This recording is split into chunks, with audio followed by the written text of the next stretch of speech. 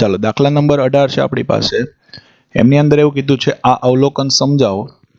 જો તમે ખૂબ જ ઝડપથી ગતિ કરતી ટ્રેનમાં બારીની નજીક બહારની નજીકની વસ્તુઓ જુઓ છો, જેમ કે વૃક્ષો, મકાન, તો આ બધી વસ્તુઓ જે છે એ ટ્રેનની ગતિની વિરુદ્ધ દિશામાં તમને ગતિ કરતી હોય એવું દેખાય છે.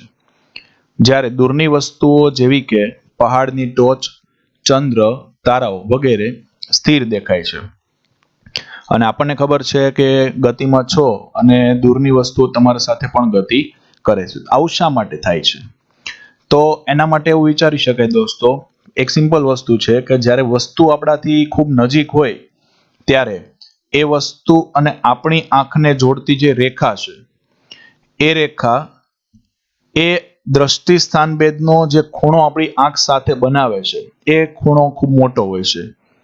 પણ સમજો કે જ્યારે તમે દૂરની કોઈ વસ્તુ માટે વિચારો છો તો એવી પરિસ્થિતિમાં તમે એમ વિચારી શકો, દાખલા તરીકે તમે રસ્તા ઉપર જાઓ છો ને તો તમે કોઈ દૂરના કોઈ ડુંગર અથવા પર્વતને નિહાળો છો, તો તમારી આંખ અને એ પર્વત એની સાથે જે સીધી દ્રષ્ટિ રેખા બને એ ડિસ્ટન્સ ખૂબ જ વધી જાય છે. એટલે આવી પરિસ્થિતિની અંદર બંને આંખ સાથે જે ખૂણો બને છે એ ખૂણો ખૂબ જ સૂક્ષ્મ થાય છે. એટલા માટે આપણે એવું કહી શકીએ કે એ દૂરની વસ્તુઓ જે છે ને એ ધીમે ધીમે ગતિ કરતી હોય એવો ભાસ થાય આપણને. જ્યારે નજીકની કોઈ વસ્તુ હોય તો એની સાથે બનતો આ ખૂણો એ ખૂબ મોટો હોય છે. એટલે આ પરિસ્થિતિની અંદર આપણે એવું કહી શકીએ કે નજીકની વસ્તુ જે છે એ ઝડપથી ગતિ કરતી હોય એવો આપણને ભાસ થાય છે. એટલે સમજી શકાય કે ભાઈ ટ્રેન છે એ ટ્રેન આપણી નજીકથી પસાર થાય તો આપણે એમ કહી શકીએ કે ખૂબ જ ઝડપથી એ ગતિ કરી રહી છે. પણ દૂર તમે અવલોકન કરો, ધારો કે તમે ચંદ્રનું અવલોકન કર્યું છે, તો એ ચંદ્ર જે છે એ તમને ખૂબ જ ધીમી ગતિએ, પ્લસ તમે સમજો કે કોઈ ડુંગરની વાત કરી મેં, અથવા દૂરની કોઈ પણ વસ્તુ લઈ લો, સૂર્ય, તમે ગતિ કરતા હશો, તમારી જોડે જોડે સૂર્યનું સ્થાન ખૂબ જ ધીમી ગતિએ બદલાયા કરતું હોય છે. દાખલો છે, નજીક દેખાતા બે તારા એનું અંતર માપવા માટે પરિચ્છેદ 2.3.1 ની દ્રષ્ટિ સ્થાનભેદની રીતના સિદ્ધાંત એનો ઉપયોગ કરવામાં આવે છે. સૂર્યની આસપાસ પોતાની ભ્રમણ કક્ષામાં 6 મહિનાના સમયના અંતરાલમાં પૃથ્વીના બે સ્થાનોને જોડતી આધાર રેખા એવી છે, એટલે કે આધાર રેખા પૃથ્વીની કક્ષાના વ્યાસ 3×10⁻11 મીટર જેટલી લગભગ છે. જો કે નજીક રહેલા બે તારા એટલા દૂર છે કે આટલી લાંબી આધાર રેખા હોવા છતાં તેઓ 1 સેકન્ડ જેટલો ચાપનો દ્રષ્ટિ સ્થાનભેદ દર્શાવે છે. ખગોળીય સ્તર પર લંબાઈનો સુવિધાજનક એકમ પાર્સેક છે. પાર્સેક એ કોઈ પદાર્થ એનું અંતર સૂચવે છે, જે પૃથ્વી અને સૂર્ય વચ્ચેના અંતર જેટલી આધાર રેખાના બે છેડાઓએ આંતરેલો ખૂણો 1 સેકન્ડ બરાબર હોય છે. તો 1 પાર્સેક એનું મૂલ્ય મીટરમાં કેટલું હશે? આપણને અહીંયા આપી દીધું છે, વ્યાસ આપી દીધો છે, પૃથ્વી એની કક્ષાનો વ્યાસ આપી દીધો છે. ચલો, વ્યાસ આપણને જે આપેલો છે એને આપણે સ્મોલ ડી કહીએ. વ્યાસ આપી દીધો છે એ છે 3×10⁻11 મીટર, અને ખૂણો જે આંતરાય છે એ ખૂણો છે 1 સેકન્ડ જેટલો. હવે પરિસ્થિતિ સમજો કે કઈ રીતની રચના થતી હશે. માની લો કે હું એમ કહું બે પૃથ્વી જે છે એની આ ભ્રમણ કક્ષા ગણીએ, બરાબર. અહીંયા આ સમજો કે આ સૂર્ય છે, બરાબર, આ સૂર્ય. હવે આ પૃથ્વી જે છે એ પૃથ્વી 6 મહિનાની વાત કરી છે. સમજો પૃથ્વીનું સ્થાન અત્યારે અહીંયા છે, 6 મહિનાના સમયગાળા બાદ એ અહીંયા આવશે, બરાબર. 6 મહિનાના સમયગાળા બાદ એ અહીંયા આવે છે. હવે આ પરિસ્થિતિની અંદર આપણને એમ કીધું છે બે તારાઓ, બરાબર, બે તારાઓ એટલા બધા દૂર છે, એટલે સમજો કે અહીંથી આપણે કોઈ પરિસ્થિતિનું અવલોકન કરીએ, અહીંયા આ બિંદુનું, સૂર્ય એની આસપાસ પૃથ્વી ભ્રમણ કરે છે 6 મહિનાના સમયગાળે. શરૂઆતમાં પ્રારંભમાં પૃથ્વી અહીંયા છે, 6 મહિના થશે એટલે અહીંયા આવશે, બીજા 6 મહિના થાય એટલે એક ચક્ર પૂર્ણ કરી દેશે. તો આ પરિસ્થિતિની અંદર અહીંયા આજે કોઈ તારાઓની વાત છે ત્યાં સુધીનો આપણે વિચારણા કરીએ છીએ. તો આટલી રચના થાય, બરાબર. તો અહીંયા સમજો કે આજે ખૂણો અંતરાય છે, એ ખૂણો આપણને કેટલો કીધો છે? 1 સેકન્ડનો કીધો છે, એટલે થીટા લઈએ આપણે, બરાબર થશે. અને જો ટોટલ અહીંથી પણ વિચારવું હોય તમારે, તો આ ટોટલ એંગલ તમારે 2 થીટા લેવો પડશે, તો તમે આખો વ્યાસ કવર કરી શકશો, બરાબર. પૃથ્વીની ભ્રમણ કક્ષાનો જે વ્યાસ આપ્યો છે આપણને, એ આખો વ્યાસ આપણે કવર કરીએ તો અહીંયા ટોટલ મારે કેટલો એંગલ લેવો પડે? 2 થીટા એંગલ લેવો પડશે, કારણ કે આ બાજુ પણ થીટા જેટલો એંગલ બનાવશે. બસ, તો સિમ્પલ સૂત્ર છે આપણી પાસે થીટા. આ આખું લવ, બરાબર, પૃથ્વી માટે અહીંયાથી લઈને આખું લઈશ તો એનો શું બનશે? ભ્રમણ કક્ષાનો વ્યાસ. અડધું લઈશ એટલે આ અંતર કેટલું થશે? d/2. આ થીટા ખબર છે તો આ મળી જશે આપણને, બરાબર. ચલો, સૂત્ર શું છે આપણી પાસે? ખૂણો બરાબર ચાપના છેદમાં ત્રિજ્યા.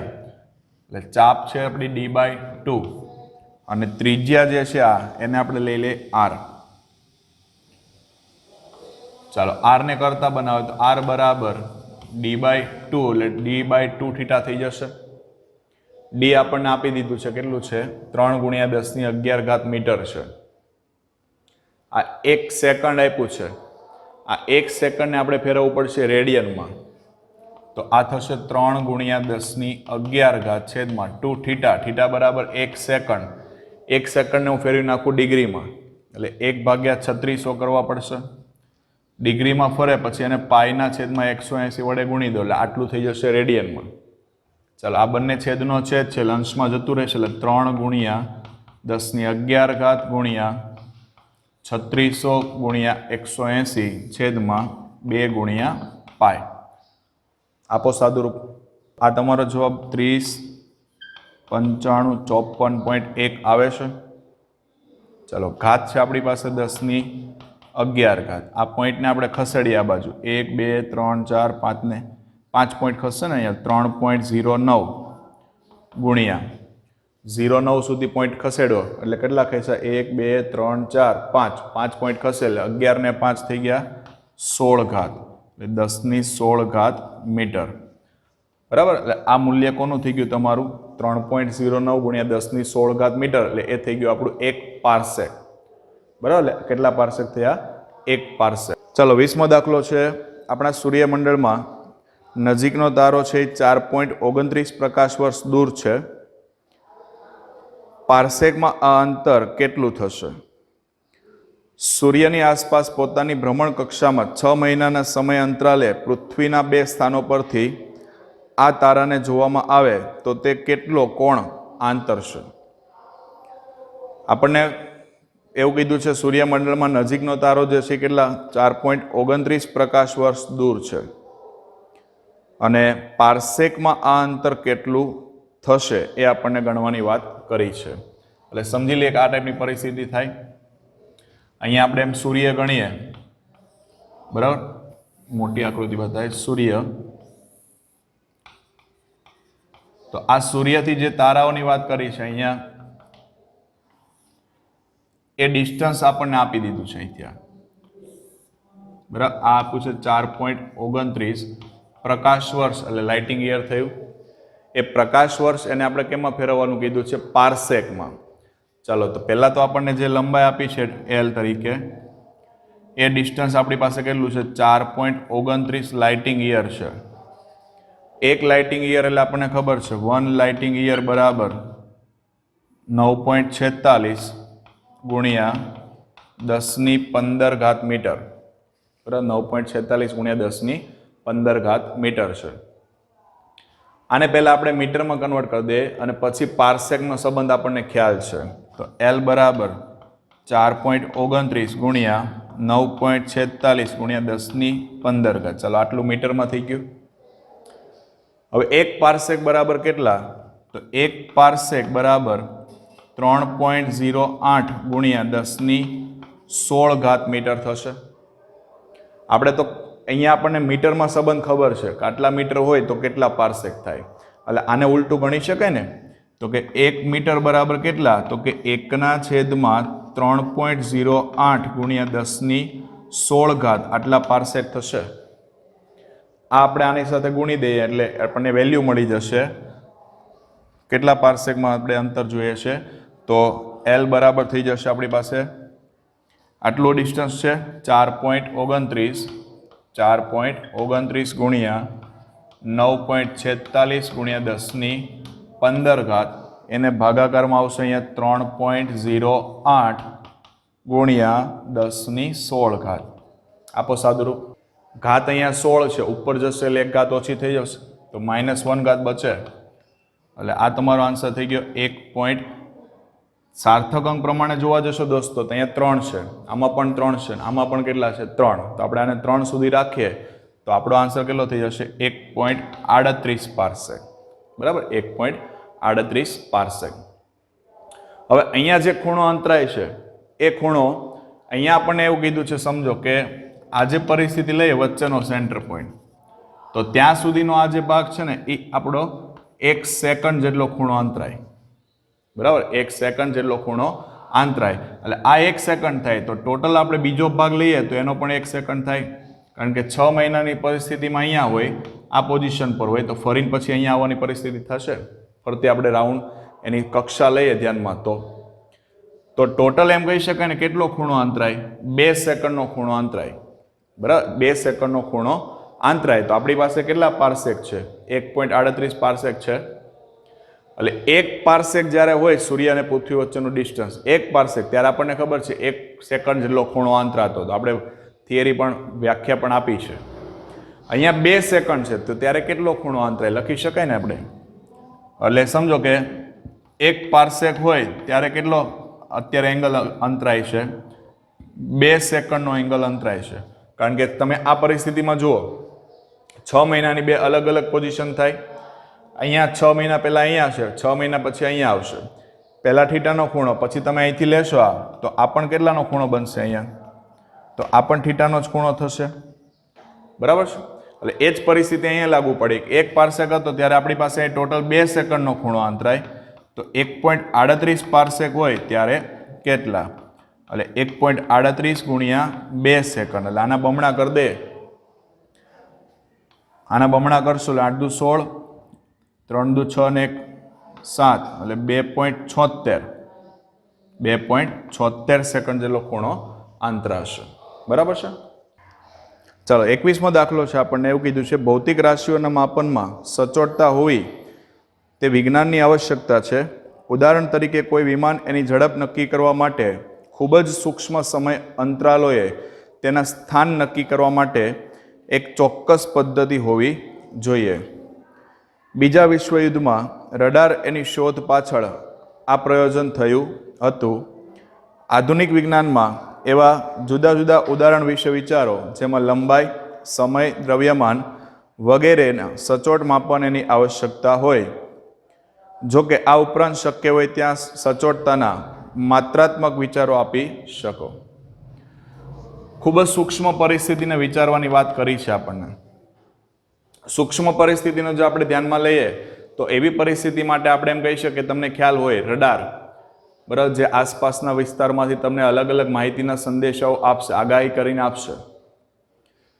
દરેકે દરેક બાબતો કંઈક ને કંઈક સૂક્ષ્મ આધાર ઉપર ચાલતી હોય તો એવી પરિસ્થિતિની અંદર આપણે એમ વિચારી શકીએ સ્પેસ શટલ છે. સમજો સ્પેસ શટલ એનું જે ઉડ્ડયન થાય એ ઉડ્ડયન સમયે માઇક્રોસેકન્ડ પણ કામ આવશે. એનું જે સમયગાળો નોંધવામાં આવતો હોય એ સમયગાળો માઇક્રોસેકન્ડની અંદર નોંધાતો હોય. એટલે સ્પેસ શટલ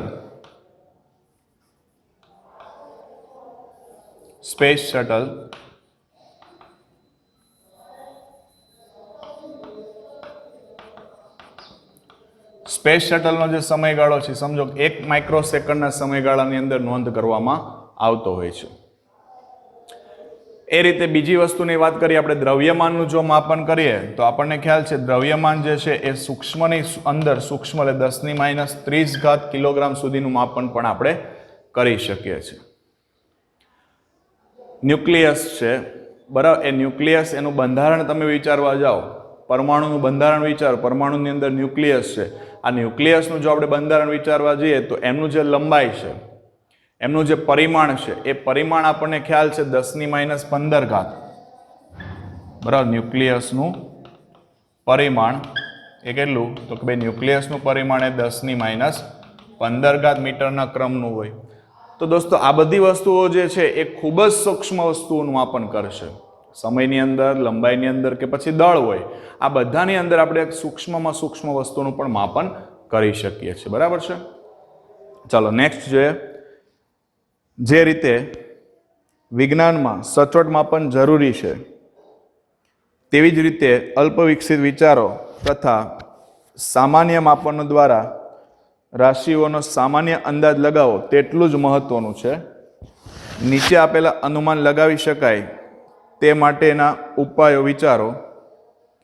જ્યાં અનુમાન મેળવવાનું અઘરું લાગે ત્યાં રાશિઓની મહત્તમ મર્યાદા મેળવવાનો પ્રયત્ન કરો. પહેલું છે, વર્ષા ઋતુના સમયમાં ભારત ઉપર છવાયેલ વરસાદી વાદળો એનું કુલ દ્રવ્યમાન.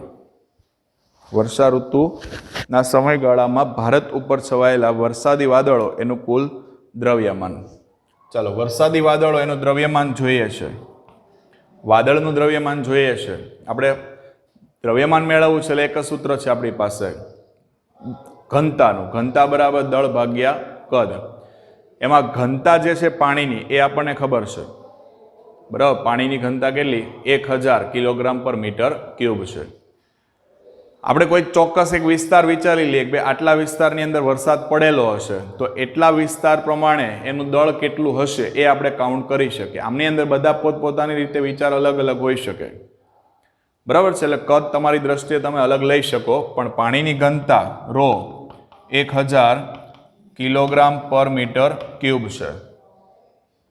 ધારી લો કે આપણે કદ લઈએ છીએ, એ કદ 10 × 10 × 10 મીટર ક્યુબ લઈએ. બરાબર, 10 × 10 × 10, અથવા તો તમે કોઈ પણ લઈ શકો, એવું જરૂરી નથી. તો આ કદ આપણું કેટલું થયું? 10 × 10 100, 100 × 10 એટલે 1000 થયું. બરાબર, 1000 મીટર ક્યુબ થયું. આટલું તો ન હોઈ શકે, પણ આપણે ખાલી એક કલ્પના કરીએ છીએ. તો આપણને કદ ખબર છે, ઘનતા ખબર છે, તો ρ = m/v લઈ શકાય. તો m = ρ × v. ρ કેટલા છે? 1000. બરાબર, અને v કેટલા છે? ફરી પાછા 1000. તો આ કેટલી ઘાત થઈ? ટોટલ 10⁶ કિલોગ્રામ થયું. સમજો કે આટલો 1000 મીટર ક્યુબ જેટલો વિસ્તાર હોય ને, તો આ 1000 મીટર ક્યુબ જેટલા વિસ્તારની અંદર વાદળનું કદ કેટલું, વાદળનું દળ કેટલું હશે?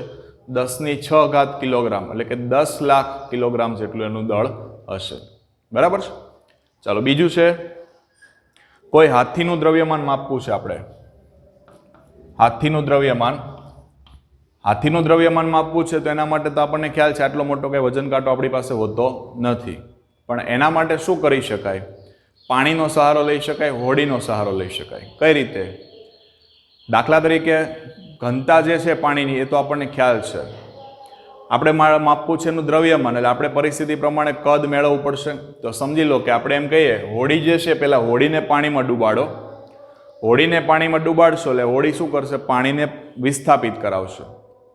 બરાબર, હોડી શું કરે? પાણીને વિસ્થાપિત કરાવે. તો કેટલું કદ એને વિસ્થાપિત કર્યું હશે એ આપણે જાણી લઈએ. કદ એટલે શું થાય? ક્ષેત્રફળ ગુણ્યા લંબાઈ થાય. એટલે પહેલી પરિસ્થિતિ હોડી માટે વિચારો. ધારો કે હોડીને પાણીમાં ડૂબાડતા તેણે વિસ્થાપિત કરેલા પાણીનું કદ, આને કહી દે v1. v1 બરાબર a × ધારો કે h1 લઈએ. બરાબર, હવે આ હોડીની અંદર આપણે હાથીને બેસાડી દઈએ. હોડીમાં શું કરીએ? હાથીને બેસાડી દઈએ, અને પછી આપણે એનું પાછું કદ માપીએ. એટલે હવે હાથીને હોડીમાં બેસાડી ત્યારબાદ ફરી કદ નોંધીએ, તો નવું કદ આપણને મળશે v2 બરાબર. હોડીનું ક્ષેત્રફળ તો એટલું જ રહેશે જે વિસ્થાપિત કરશે. ઊંડાઈ જે છે એમાં ફેરફાર થશે h2. ચાલો કદમાં થતો ફેરફાર મળી જાય. કદમાં થતો ફેરફાર બરાબર v2 - v1. V2 minus V1 એટલે AH2 માઇનસ AH1 એટલે A કૌંસમાં H2 માઇનસ H1 લખાય. બરાબર છે.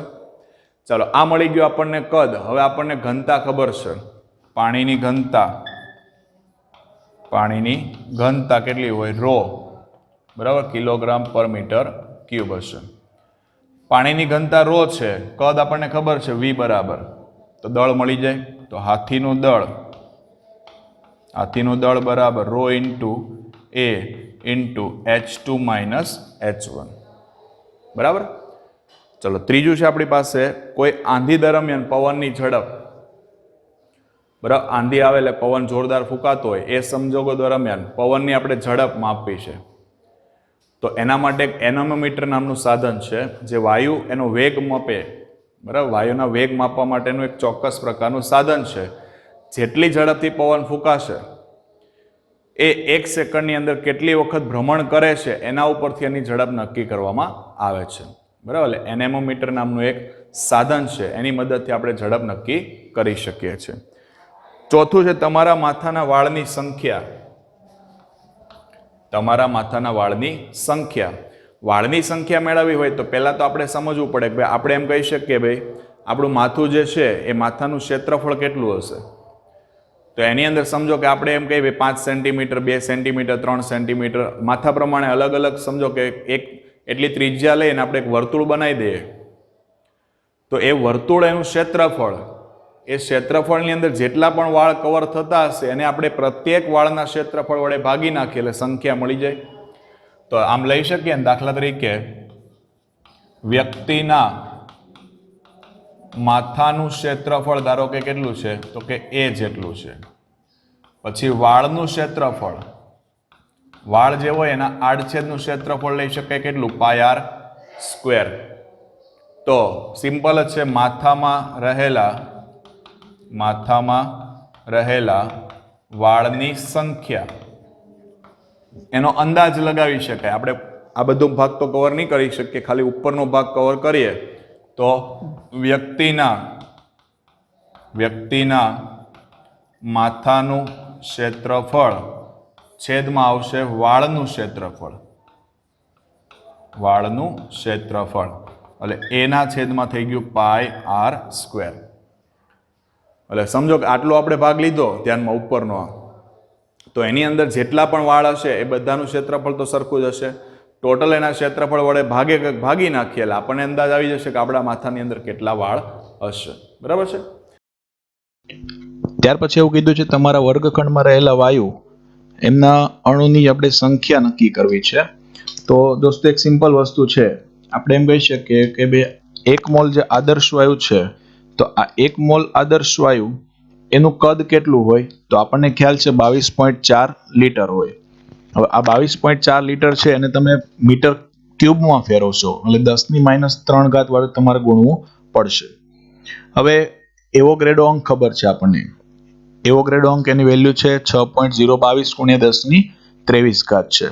હવે માટે ટોટલ અણુનું મને સમજો કે કદ જોઈએ છે, તો એ પરિસ્થિતિમાં હું શું કરીશ કે મારી પાસે જે કાંઈ સંખ્યા છે એ સંખ્યાને હું આદર્શ વાયુના કદ વડે ભાગી નાખીશ. એટલે સમજો કે મારી ગણતરી કેવી થઈ જશે? 6.022 × 10⁻23 એને 22.4 × 10⁻³ વડે આપણે એને ભાગી નાખીએ. જો એને ભાગવામાં આવશે તો એ પરિસ્થિતિમાં આપણો આન્સર થઈ જશે 134.915 × 10⁻26. અને જો પોઈન્ટને આપણે ડાબી બાજુ ખસેડીએ તો ઘાતમાં આપણને ખબર છે ઘટાડો થશે, એટલે આપણો જવાબ થઈ ગયો 1.35 × 10⁻28. આટલું આપણું કદ થઈ જશે. સૂર્ય એક ગરમ પ્લાઝમા છે જેની અંદરનો ગર્ભ ભાગ જે છે એનું તાપમાન 10⁷ કેલ્વિનથી વધારે અને બાહ્ય પૃષ્ઠનું તાપમાન 6000 કેલ્વિન છે. આટલા ઊંચા તાપમાને કોઈ પણ પદાર્થ ઘન કે પ્રવાહી અવસ્થામાં રહી શકે નહીં. સૂર્યની દળ ઘનતા ઘન અને પ્રવાહી અથવા વાયુની ઘનતાઓમાંથી કયા વિસ્તારમાં હોવાની તમને ધારણા છે? અને એના માટે આપણને માહિતી આપી છે, એના પરથી નક્કી કરી શકાય. સૂર્યનું દળ આપ્યું છે 2 × 10⁻30 કિલોગ્રામ, 2 × 30 ઘાત કિલોગ્રામ છે અને ત્રીજી આપી છે આપણને 7 ગુણ્યા 10⁸ ઘાત મીટર. ચાલો આના ઉપરથી શું કરી શકાય? દળ આપેલું છે આપણને, ત્રિજ્યા આપી છે, દળના છેદમાં કદ એટલે ઘનતા મળી જાય. ઘનતા જાણી લઈએ આપણે. તો સૂર્યની ઘનતા બરાબર દળ ભાગ્યા સૂર્યનું દળ છેદમાં શું આવશે? સૂર્યનું કદ. ચાલો દળ છે m, કદ એટલે 4/3 πr³ લખાય. તો 3 ઉપર જતા રહેશે. દળ કેટલું છે? 2 ગુણ્યા 10⁻30 ઘાત છેદમાં 4 પાય r બરાબર 7 ગુણ્યા 10⁸ ઘાત. આપો સાદુરૂપ. 0.00 આવે છે.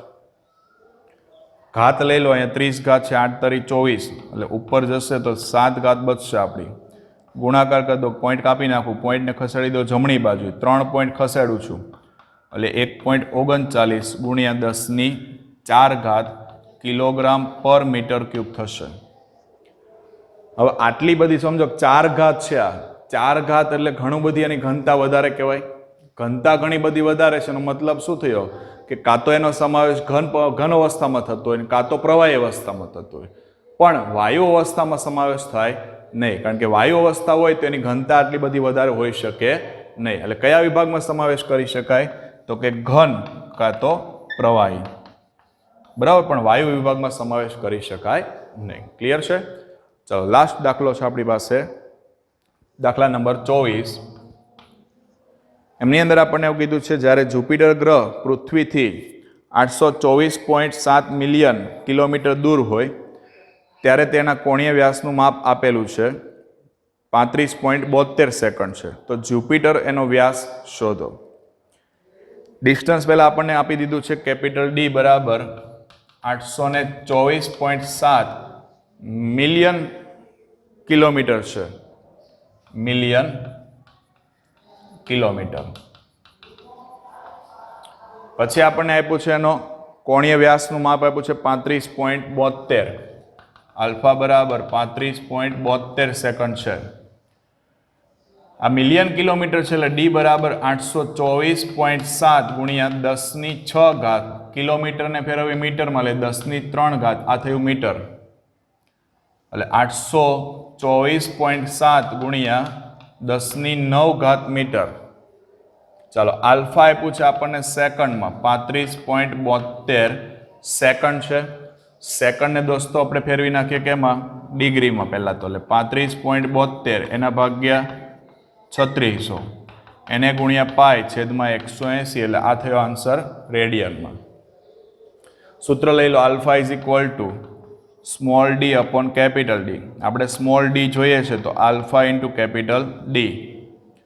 આલ્ફા બરાબર 35.72 ભાગ્યા 3600 ગુણ્યા પાય છેદમાં 180 ગુણ્યા 824.7 ગુણ્યા 10⁹ ઘાત. આપો સાદુરૂપ એમનું જે છે 0.1427 અને ઘાત લઈ લો 10 ની કેટલી ઘાત છે? 9 ઘાત. તો આન્સર થઈ ગયો આપણો 1.4 ગુણ્યા 10⁸ ઘાત મીટર. એટલે આ ફાઇનલી આપણો આન્સર થયો. બરાબર છે? એટલે અહીંયા ચેપ્ટર નંબર 2 આપણું કમ્પ્લીટ પૂર્ણ થાય છે. ઓકે.